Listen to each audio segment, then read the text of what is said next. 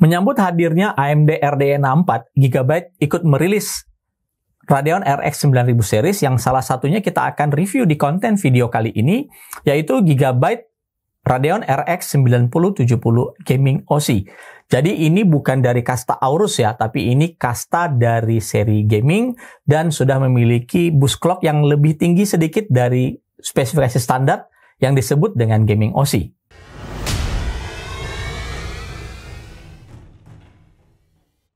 Menjadi jantung dari Radeon RX 9000 series, arsitektur AMD RDNA 4 menawarkan 64 dan 56 compute unit.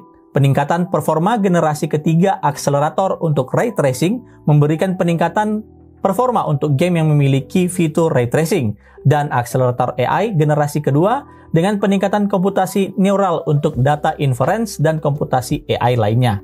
Kami tidak akan membahas lebih dalam tentang arsitektur RDNA 4. Saya rasa teman-teman sudah bisa melihatnya pada konten first day review dari RDNA 4 yang ada bertaburan di YouTube. Dimensi kartu grafis ini cukup kompak di kelasnya dengan panjang 28 cm, tinggi 13,2 cm, dan lebar 5 cm alias hanya mengambil slot PCIe yang ada di casing.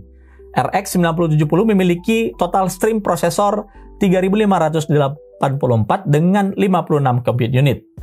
By default, setting boost clock hingga 2700 MHz dan game mode hingga 2210 MHz. VRAM 16 GB GDDR6 dengan bus interface 256 bit dan kecepatan memori di 20 Gbps. Solusi pendingin seperti biasa pada seri gaming mengandalkan 3 buah kipas yang disebut dengan WindForce. Hanya ada desain yang sedikit berbeda di kipas kali ini yang mereka sebut dengan Hawk Fan untuk memaksimalkan aliran udara yang lebih baik. Itu klaim dari Gigabyte.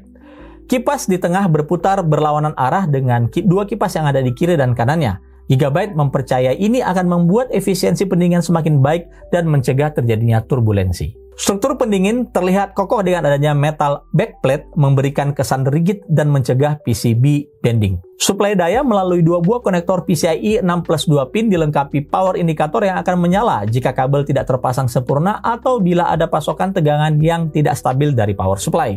Gigabyte merekomendasikan power supply dengan kapasitas minimal 750 watt. Antarmuka PCI Express Gen 5 by 16 yang terkoneksi melalui slot PCI Express di motherboard, dan ini backward compatible dengan PCIe 4.0 dan juga PCIe 3.0. Fitur dual BIOS juga disematkan, dapat diatur melalui switch yang berada di dekat konektor PCI Express. By default yang aktif adalah BIOS Performance dan pilihan lainnya adalah BIOS Silent.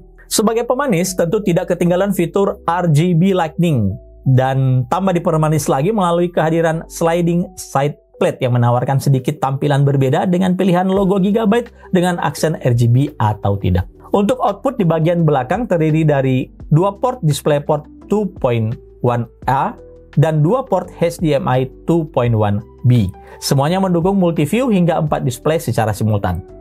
Berbeda dengan kartu grafis lainnya, kali ini Gigabyte memilih menggunakan thermal paste jenis filler yang mirip seperti thermal pasta untuk memaksimalkan kontak antara IC memori, MOSFET, dan induktor, bukan lagi menggunakan thermal pad. Ini nanti dapat kita lihat pada saat teardown. Saya pun membuka kartu grafis ini dan melihat serta menganalisa beberapa komponen yang menarik dan bisa menjadikan pengetahuan baru bagi kita untuk melihat satu build quality dari satu kartu grafis. Kombinasi plat tembaga dilapisi nikel yang berukuran luas dan 5 buah heat pipe membantu mentransfer panas dari bagian GPU dan IC memory ke bagian heatsink. 8+2 phase VRM untuk GPU dikontrol oleh Monolithic Power System.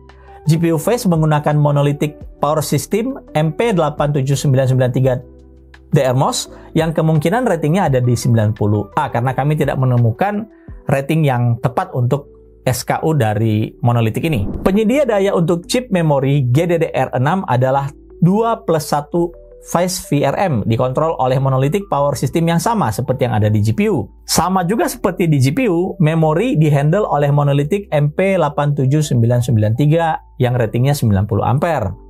Chip memori GDDR6 buatan Hynix berkecepatan 20 Gbps. AMD Navi 48 yang merupakan jantung dari RX 9070 adalah sebuah die monolitik fabrikasi 4 nanometer melalui proses N4P dari TSMC Taiwan. Untuk pengujian, kami tampilkan sebagai berikut ini.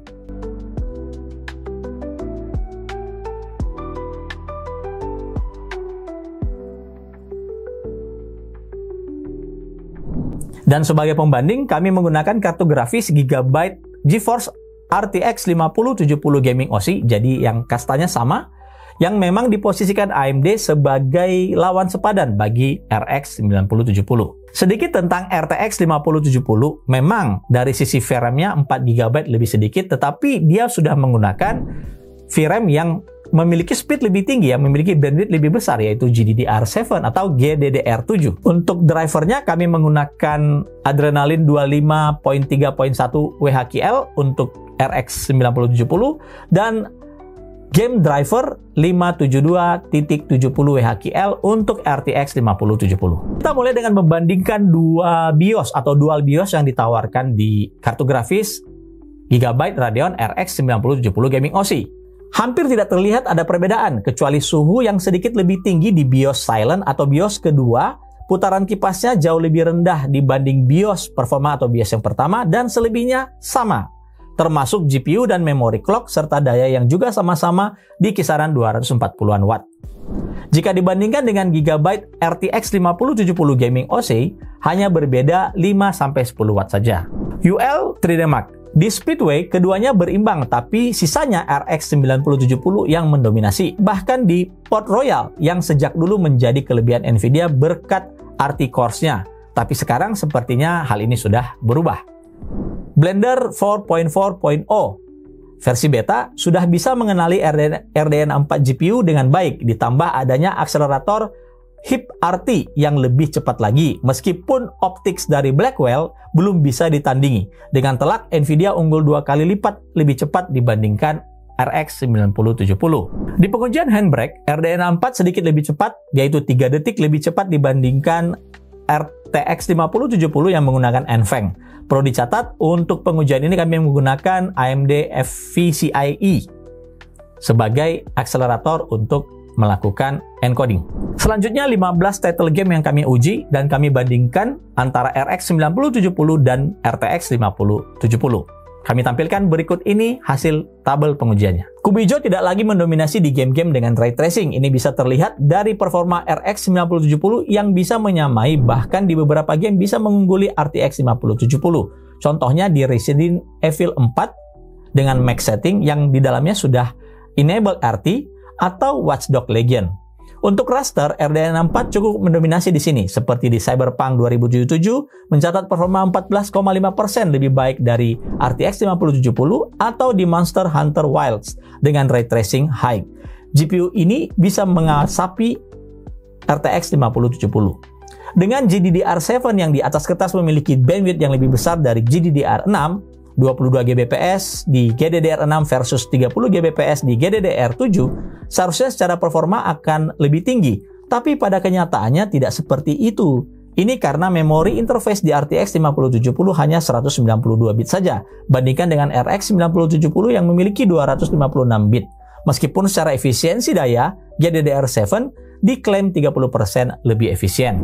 Saya jadi berandai-andai bagaimana seandainya jika AMD RDNA 4 ini atau Radeon 9000 series ini menggunakan GDDR7, bukan lagi pakai GDDR6.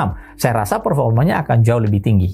Keunggulan Blackwell terjadi di game-game yang DNA-nya sudah terintegrasi dengan ray tracing seperti Indiana Jones and the Great Circle. Di sini RTX 5070 unggul sekitar 7,5% dari RX 9070, serta di Black Myth Wukong ketika RT enable RTX 5070 langsung bisa menunjukkan tajinya. Geoman dari 15 pengujian game ini bisa terlihat pada grafik berikut.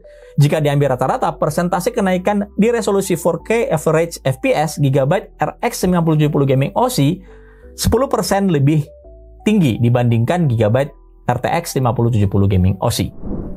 Teknik upscaling dari AMD berlanjut ke FSR 4 yang pada saat ini hanya disupport untuk GPU yang berbasis RDNA 4 juga. Saat perilisannya, AMD mengklaim ada lebih dari 30 title game yang sudah mendukung FSR 4 ini. Di game Warhammer Space Marine 2, terjadi peningkatan drastis saat FSR 4 plus frame gain diaktifkan, tentunya dengan tetap mempertahankan upscaling di posisinya quality. Performa meninggalkan RTX 5070 dengan DLSS plus frame gain. Gambar berikut juga menunjukkan perbedaan kualitas gambar natif versus FSR 4 Ultra Performance, yang bisa saya katakan itu tidak terlihat ada perbedaan yang sangat drastis. Saya juga menganalisa kenaikan performa dengan menggunakan salah satu game The Last of Us Part 1. Dengan membandingkan kondisi FSR 4 Quality versus FSR Quality plus Frame Gain, dilawan lagi dengan Ultra Performance plus Frame Gain.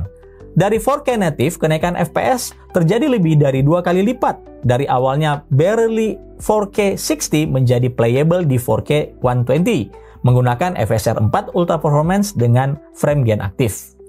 Untuk kualitas gambarnya bisa dilihat dari klip singkat berikut dan juga kami menampilkan screenshot untuk membandingkan keduanya. Dan lagi-lagi kami tidak bisa melihat ada perbedaan yang signifikan antara kedua setting ini. Yang menarik, ada software yang dikembangkan OptiScaler yang mengizinkan game yang tidak support FSR 4 ini bisa berjalan. Salah satu yang kami coba adalah Cyberpunk 2077 dengan setting RT Overdrive plus Path Racing aktif. RX 9070 mampu mendekati performa RTX 5070 DLSS Transformer Performance dengan frame gain 2 kali. Bahkan lebih stabil di 1% low, di mana tidak terjadi lompatan FPS yang terlalu jauh.